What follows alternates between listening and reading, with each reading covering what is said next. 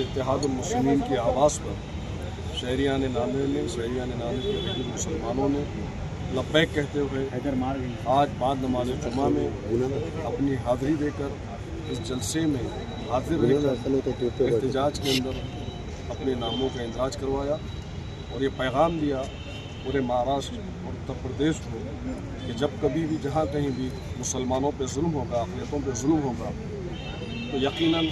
नांदेड़ का मुसलमान मुत्तहिदा तौर पर अपनी जमात का साथ देते हुए मुसलमानों के हक़ और इंसाफ की आवाज़ उठाएगा। आप देख रहे हैं कि अल्हम्दुलिल्लाह कलेक्टर ऑफिस के रास्ता अपनी कम दामनी का इजहार कर रहा था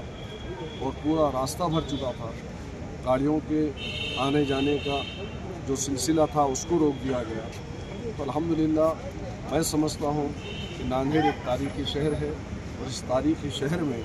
मजलिस इत्तेहादुल मुस्लिमीन ने जब कभी भी मुसलमानों का आवाज़ दी, मुसलमानों ने लब्बैक कहा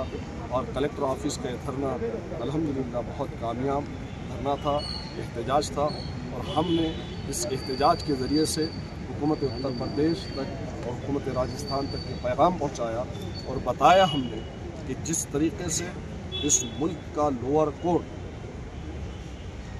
इतनी स्पीड से जो काम कर रहा है कि जो लोग पिटीशन दाखिल कर रहे हैं फौरी समाअत हो रही है और फौरी समाअत के बाद एएसआई की टीम को फौरी एक ही दिन में बुलाया जा रहा है और उसी दिन सेम डे पुलिस को बुलाकर एसडीएम के साथ एक काफिला जाता है और जाने के बाद एक दिन जब वहाँ पर पूरे का पूरा सर्वे किया गया तो उस दिन तो कुछ नहीं हुआ। जो उनको हासिल करना था उत्तर प्रदेश की हुकूमत को वो उनसे मतलूब था वो नहीं हो सका। तो फिर 3 दिन के बाद में एएसआई की टीम, पुलिस प्रशासन,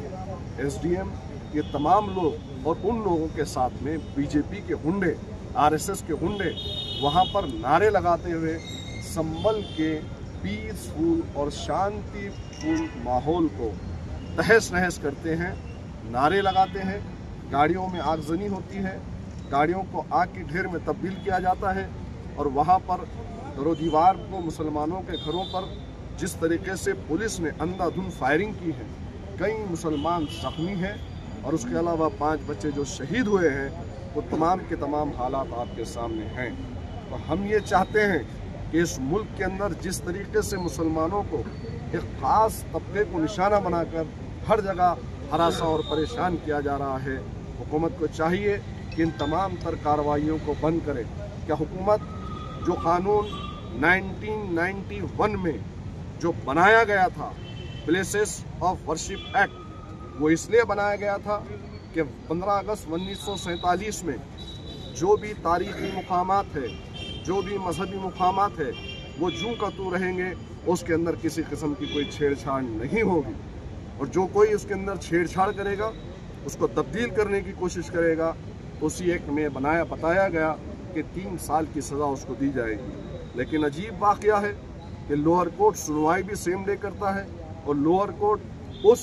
एक्ट का जो 1991 में बनाया गया था उसका कोई पासो लिहाज नहीं रखता है। तो लोअर कोर्ट में बैठे हुए जजेस किस ज़हनियत से काम कर रहे हैं